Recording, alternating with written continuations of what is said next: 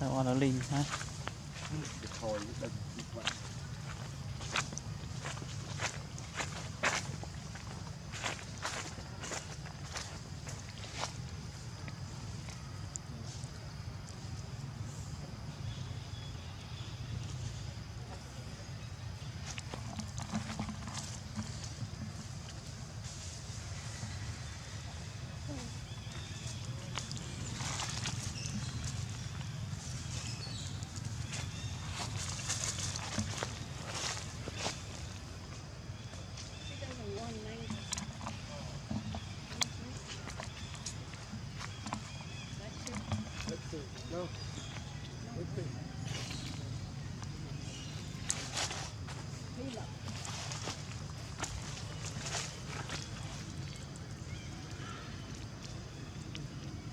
Cho nên là làng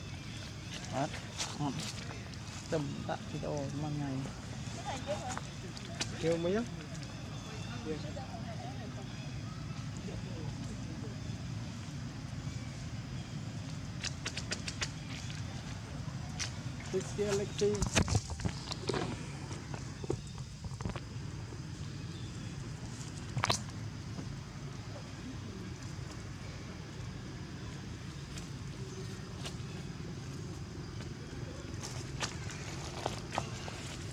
cho đi đây.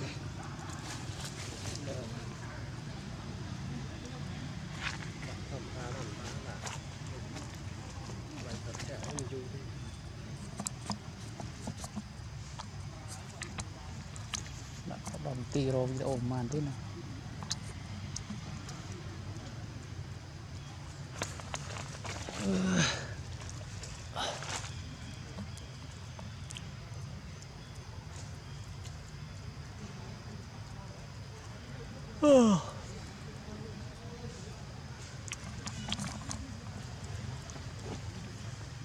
Rồi là khi mất là channel upload luôn.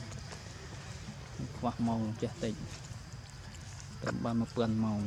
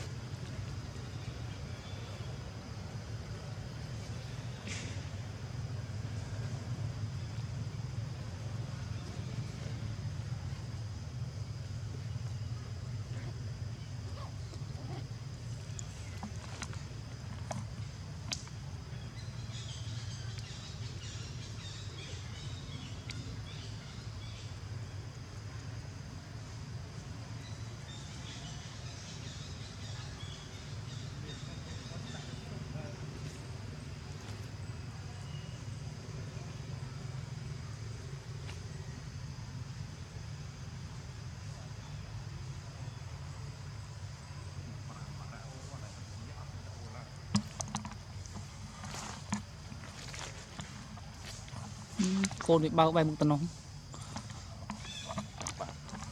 Đưa tờ sạch nữa. Cái gì hả? Son ăn cối nhỉ? Của ai giống cối rồi. Tao nó cho nào nè. Anh này thao vô cây ca đây đó. cho một thinh nhiều.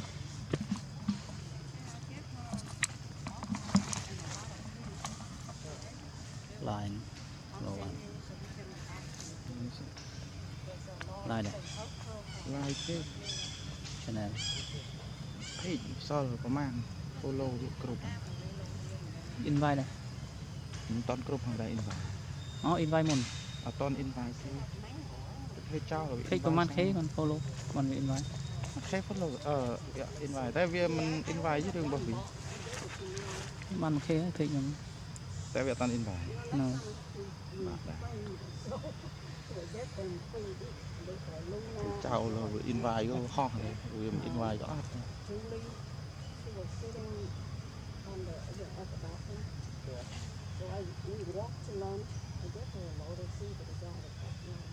lại bọ chủ channel น่าจะมีซอลวิดีโอน่าไก่ก้าที่อัดอินไว้ลูกเจ้าท่านจะมีอินไว้ย้ายจะมีด่าไก่จังได้นะ kích tha automin view tràn มันอินไว้ này nhiều phốt là mà ngày bàn là mà ấm mốt như có viên in vái mà ấm ấy làm mà ấm hai tập mơn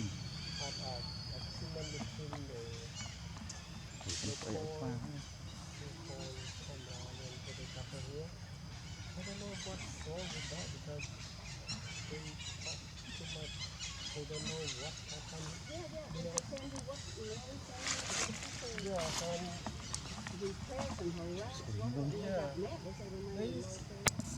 don't know what's happened at the NGO because all the staff of NGO need to rest because of the Chinese New Year and everybody take that and talk too much about that. Sản quê vật hạt gì đó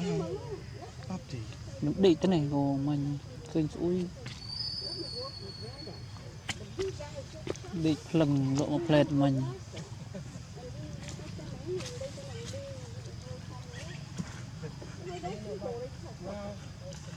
chùi mịt chuồng càm bạc này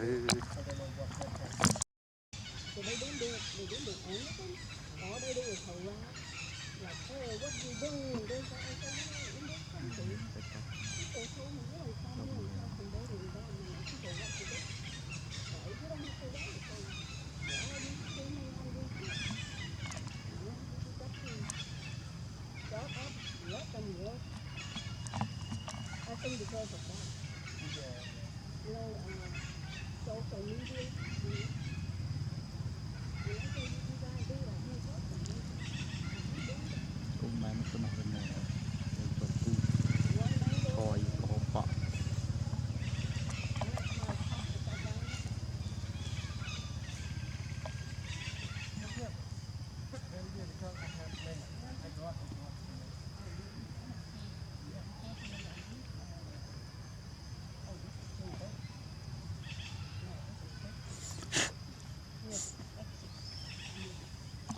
ra đấy chứ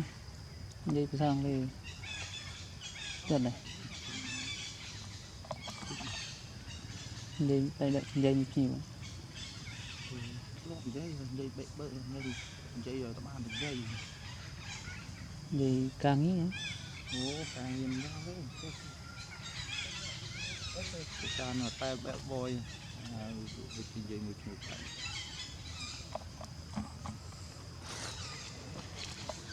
thì nó chưa ngày thì không ai gọi lên là vì tình ông lì đấy cho từ vậy cho đang chơi rồi tiệc lá Libby bây giờ đã biết trai ai về xe rồi lọt ra tai chạm thì đại liền nè mà chứ nó đại pin thì đã tao với ao về xe ấm pi cả thái tường nữa bây giờ sẽ bỏ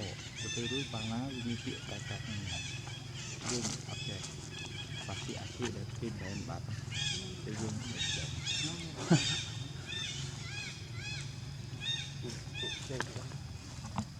sắp có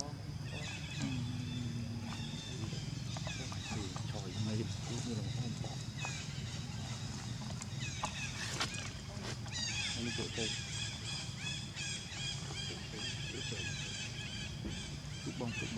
chỉ biết ghê cứ vang cứ anh cứ lên tên vang thiên thủ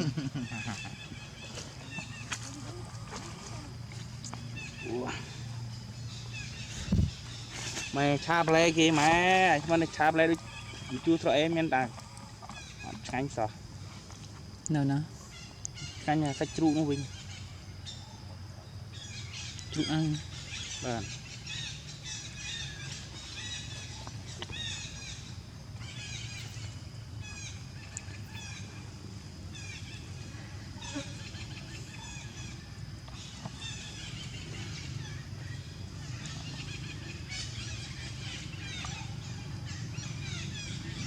Mà bọn khoai khi này ăn liền.